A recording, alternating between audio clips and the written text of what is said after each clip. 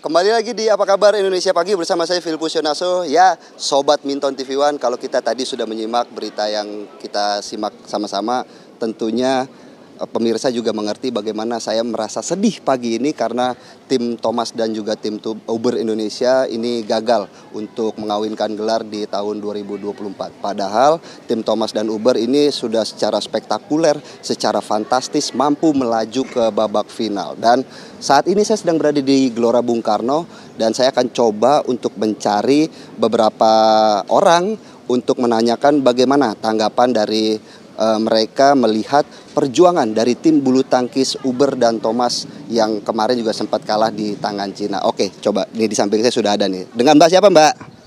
Halo, aku Sharon. Mbak Sharon, kemarin kan tim Thomas dan tim Uber kita sudah bertanding. Memang hasilnya tidak seperti yang kita harapkan, tapi bagaimana tanggapannya? Kemarin Indonesia kan emang cuma mendapatkan posisi di runner up, tapi nggak bisa dipungkirin kalau misalkan Indonesia itu sudah bermain dengan sangat baik dan memberikan yang terbaik. Tapi dengan adanya kemampuan atlet-atlet Indonesia yang bisa dibanggakan dan bisa diasah lagi, tentunya Indonesia ke depannya akan pasti dan bisa untuk meraih prestasi-prestasi emas di kedepannya. Ada pemain andalan nggak, siapa idola? Anthony Ginting. Oke, terima kasih Mbak Sharon. Ini di samping saya juga sudah ada salah satu juga pecinta bulu tangkis tanah air. Dengan Mbak siapa, Mbak? Aku Calin. Oke, Mbak Calin. Kemarin juga tim kan kita semua tahu udah kalah. Bagaimana tanggapannya dong? Menurut aku tim Indonesia tetap membanggakan sih.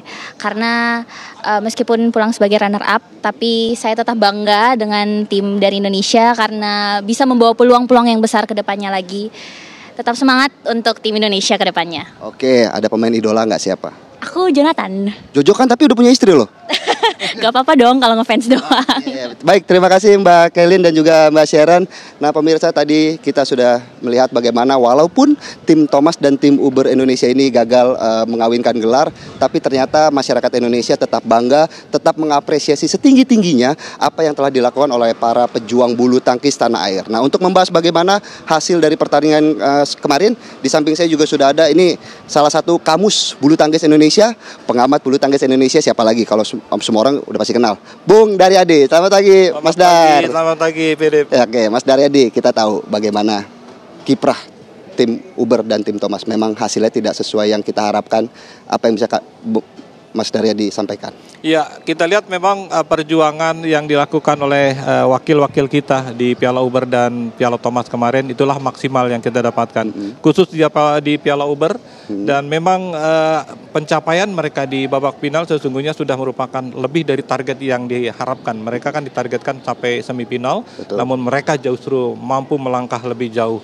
Dan dengan kekuatan pemain-pemain muda, kita lihat bagaimana Gregoria didampingi oleh adik-adiknya, ada Esther, kemudian ada Komang. Kemudian di ganda kita juga punya Rachel dan Melissa. Betul. Dan berhadapan dengan tim, the dream team saya katakan dari China memang sulit untuk ditembus. Kita lihat bagaimana China diperkuat oleh 4 pemain tunggal putri yang ada di area 10 besar dunia. Ada Chen Yufei, ada Hai Bingzhou, kemudian juga ada Han Yu ataupun juga Wang Jiyi. Sementara di ganda mereka juga diperkuat oleh pasangan yang juga ada di 10 besar dunia. Chen Qianchen Jaipan masih berada di peringkat 1 dunia. Betul. Didampingi oleh Li Shengsu dan tanding peringkat 3. Jadi mencuri 1 angka dari mereka memang sudah bukan hal yang mudah, dan itu terbukti.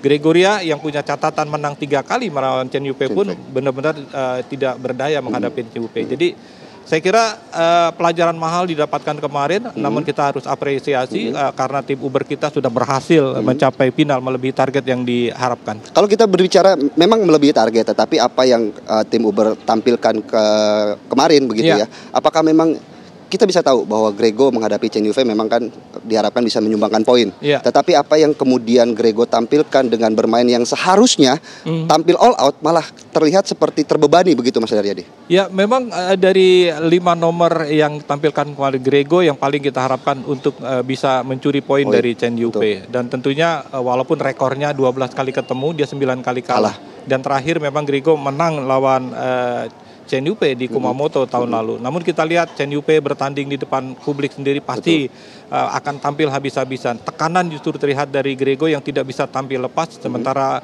Chen Yufei begitu tampil superior. Jadi terlihat bagaimana Grego benar-benar mengalami tekanan yang luar biasa sehingga tidak bisa mengeluarkan seluruh kemampuan terbaiknya. Namun yang pasti Chen Yufei memang tampil luar biasa juga kemarin, Philip. Kalau dari catatan saya juga memang dari 3 partai yang dimainkan, ada satu yang menarik adalah tunggal kedua putri Esther yang betul. justru tampil lebih optimal, lebih lepas.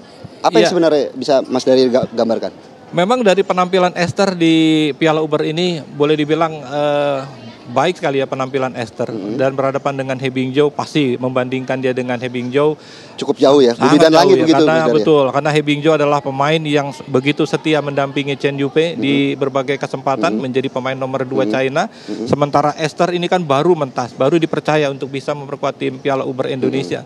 Ketika dia berhasil memberikan kesulitan saja buat He Bingjiu, ini sudah merupakan prestasi yang luar biasa. Jadi pemain-pemain ini harapannya tentunya mereka bisa mekar nanti di 2 atau 4 tahun mendatang, karena mereka kan baru mentas dari junior, sehingga harapannya di event berikutnya di Piala Uber 2 tahun atau 4 tahun mendatang, pemain-pemain kita ini sudah benar-benar lebih siap untuk bisa membawa pulang Piala Uber. Sudah 28 tahun kita menunggu. Karena terakhir kita mendapatkannya di tahun 96, kemudian sempat mencapai final di tahun 2008, namun kalah 0-3 juga dari China. Dan sempat masuk semifinal 2010 dan kita gagal, dan itu terakhir kita mencapai semifinal. Setelah itu kita belum pernah lagi sampai semifinal. Dan kali ini kita bisa mencapai final. Saya kira ini adalah apresiasi yang luar biasa buat tim Uber kita. Berbicara Uber tadi juga sebuah investasi yang baik di masa mendatang. Semoga tidak kena investasi bodong tapi ya Mas Daryadi ya. Oke, pemirsa jangan kemana-mana. Apa kabar Indonesia Pagi akan kembali untuk membahas bagaimana performa dari tim Thomas di pertandingan final kemarin melawan China. Sesaat lagi tetap di Apa Kabar Indonesia Pagi. Kembali lagi di Apa Kabar Indonesia Pagi ya, Sobat Minton TV One, bersama saya Filipus Yonaso. Kami akan kembali mengajak Anda untuk berbincang-bincang dengan Mas Daryadi untuk mengevaluasi bagaimana performa dari tim Uber dan Thomas Indonesia di pertandingan semalam. Mas Daryadi, kalau tadi kita sudah berbicara mengenai tim Uber, sekarang juga kita akan membahas bagaimana performa dari tim Thomas di pertandingan malam tadi menghadapi, kalau tadi Mas Daryadi bilang tim Uber adalah the dream team, tetapi kalau tim Thomas Cina adalah tim skuad mahal dari Cina. Seperti apa melihatnya? Ya, memang harus diakui kalau untuk penampilan kemarin tim Uber kita memang kalah dari head ataupun penampilan dengan tim Uber dari China. Namun di Piala Thomas ini yang sangat disayangkan. Tadinya kita berharap tentunya Piala Thomas bisa kembali kita bawa pulang setelah diambil India 2 tahun yang lalu ya.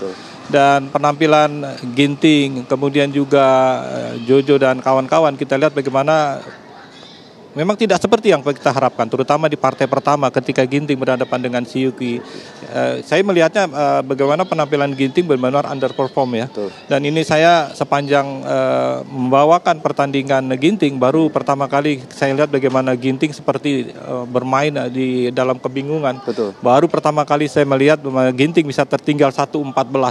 Jadi saya lihat memang Ginting tidak dalam performa terbaik ketika berhadapan dengan Siyuki, sehingga kekalahan kemarin memang cukup menyakitkan. Walaupun secara rekor memang 10 kali bertemu dengan Siyuki, 8 kali Ginting kalah. Tapi di pertemuan terakhir di akhir tahun 2023 di ajang BW Water Final, Ginting menang. Artinya potensi dia menang pun cukup besar, namun itu gagal dimanfaatkan oleh Ginting.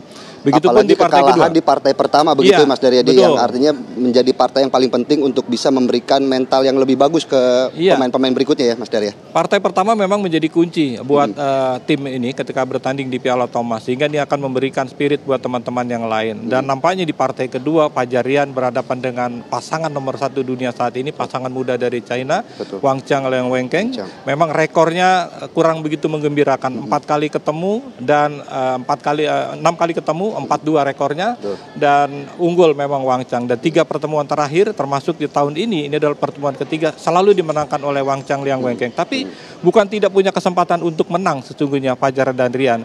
Namun dalam poin-poin akhir di game ketiga justru kesalahan banyak dilakukan oleh pasangan Indonesia. Yang menjadi catatan adalah penampilan Jonathan Christie yang tetap konsisten. Indonesia sudah tertinggal 0-2 Dan mentalnya Jojo tetap bagus ya, Mas betul ya, berhadapan Jojo. dengan Li Shipeng yang memang Li Shipeng. sudah 5 kali dia kalahkan. Dan Jojo tetap konsisten, tidak terbebani, bahkan termotivasi untuk bisa mengamankan angka yang menjadi beban dia. Dan walaupun Indonesia kalah, namun dari semua penampilan Jojo di Piala Thomas, dia satu-satunya yang tidak pernah kalah. Betul, setuju, Iya, saya setuju. Dari partai babak penyisihan juga Iya. Jojo tidak pernah kalah, dan itu memang ya inilah hasil terbaik yang bisa kita raih di Thomas Uber 2024.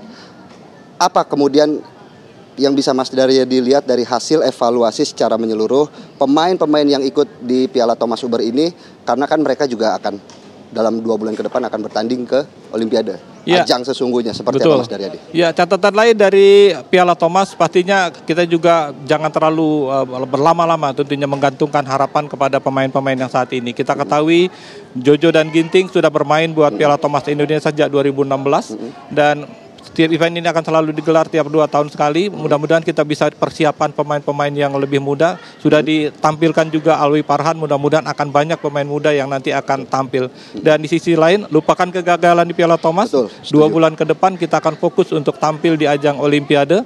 Memang pemain-pemain kita yang tampil tidak semuanya. Di tunggal kita punya Jojo Ginting, di ganda kita punya Fajar Rian, kemudian di tunggal putri ada Grego, kemudian di ganda putri kita punya Apri Fadia, dan di ganda campuran kita punya Rino Pita. Mudah-mudahan wakil Indonesia ini bisa mempertahankan tradisi medali emas yang selalu kita dapatkan. Terakhir kita dapat dari Apri Fadia di Olimpiade Tokyo 2020. Apri Grecia. Iya, Apri Grecia. Baik, terima kasih Mas Daryadi atas ulasannya.